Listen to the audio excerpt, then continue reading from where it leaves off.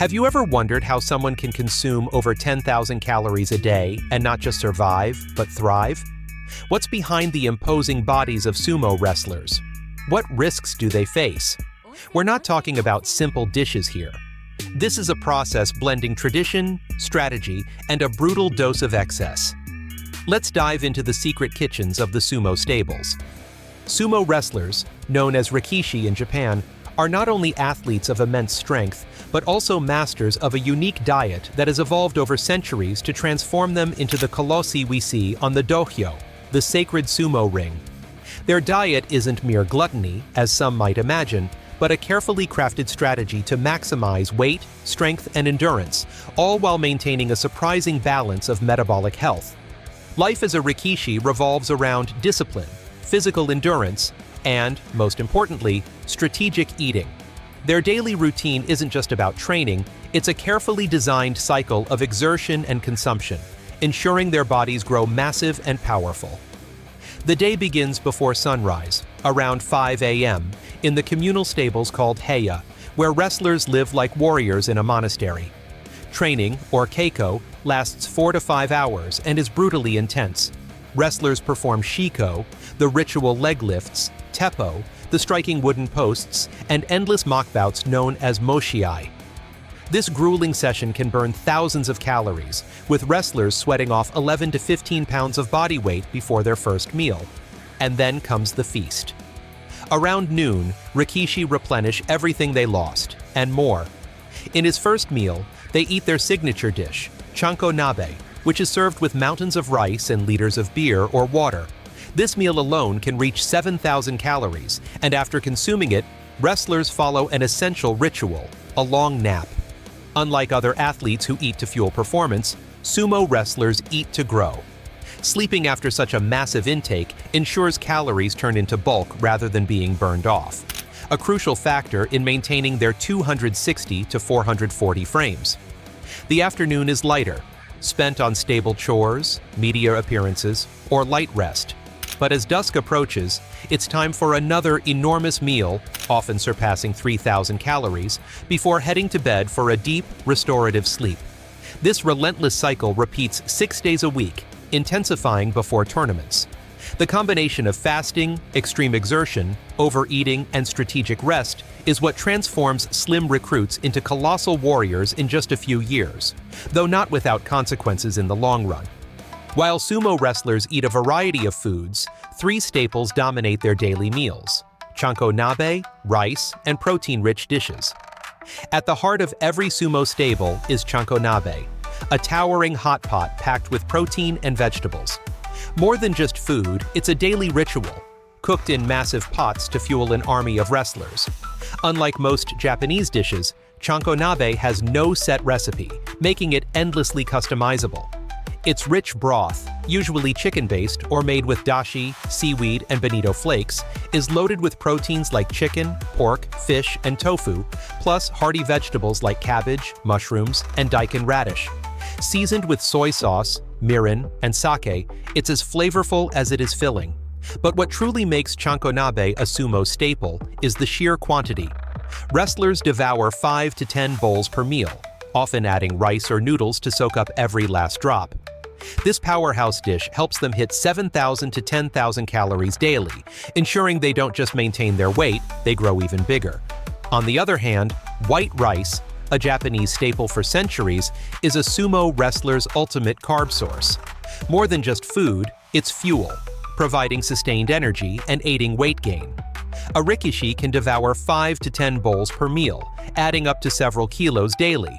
Served with chankonabe, or dishes like udon, a beef over rice, its high-calorie content ensures they hit their weight goals. To build muscle and maintain strength, wrestlers load up on protein-rich foods like chicken, pork, beef, tofu, and fish. These appear in dishes such as tonkatsu, a fried pork cutlet, yakiniku, a grilled meat, and karaage, a Japanese fried chicken. You wonder why they eat this way.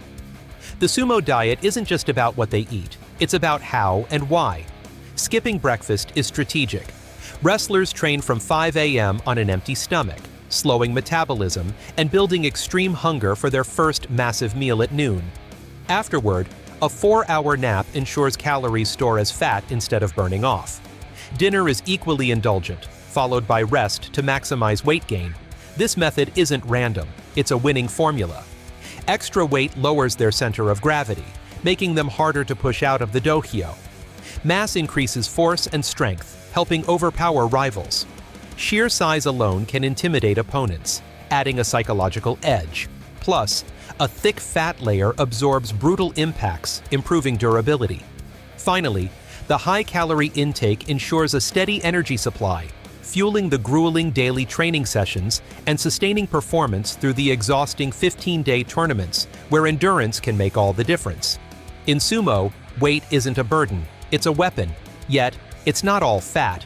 Rikishi are surprisingly muscular and flexible, thanks to intense training and a nutrient-rich, albeit caloric, diet. Studies show many have low visceral fat, the dangerous kind, and controlled cholesterol, classifying them as metabolically healthy obese. However, sumo studies show that sumo wrestlers' life expectancy is significantly lower than the Japanese average, reflecting their lifestyle's toll.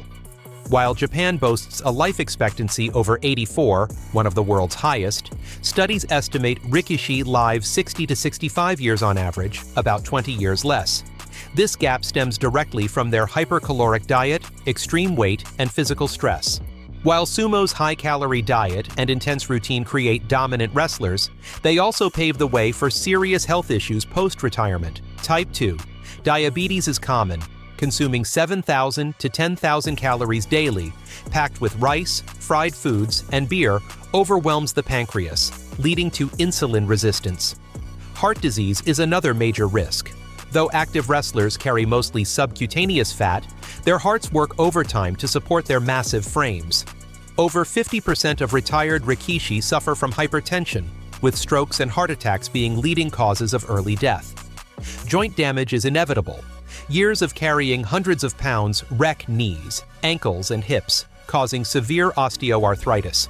Meanwhile, non-alcoholic fatty liver disease from excessive carb intake can impair liver function long-term. Sumo's greatest champions didn't just push their limits in the ring, they pushed their bodies to dangerous extremes. The sheer mass that gave them strength often came at a cost after retirement. Konishiki, once over 617 pounds, suffered severe hypertension and joint damage, with his knees collapsing under years of strain. Ryukozan, weighing nearly 441 pounds, tragically died of a heart attack at just 27, his body unable to withstand the immense physical stress. Even legends weren't spared.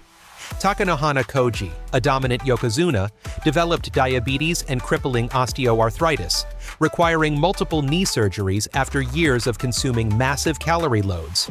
Wakanohana Kanji Dietary, who passed at 54, faced diabetes and kidney failure, common conditions among former rikishi due to their lifelong hypercaloric diets. With a reduced life expectancy of 60 to 65 years, sumo's giants proved that while their size made them unstoppable in the ring, it also carried heavy consequences beyond it. While extreme weight can take a toll, it also provides massive advantages in sumo, a sport with no weight classes, where size is a weapon. Aurora Satoshi, the heaviest sumo wrestler ever at 635 pounds, was an immovable force. His sheer bulk made it nearly impossible for smaller opponents to push him out, absorbing impacts like a human fortress. Konishiki Yasukichi, peaking at 627 pounds, combined his massive frame with technical skill, making him one of the most successful heavyweights.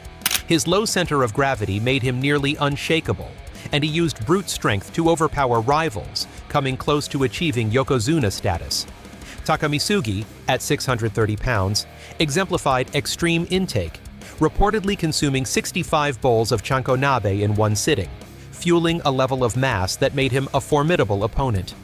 The extreme calorie intake and massive weight gave sumo wrestlers strength and stability, but also led to health issues like diabetes, heart disease, and a reduced life expectancy.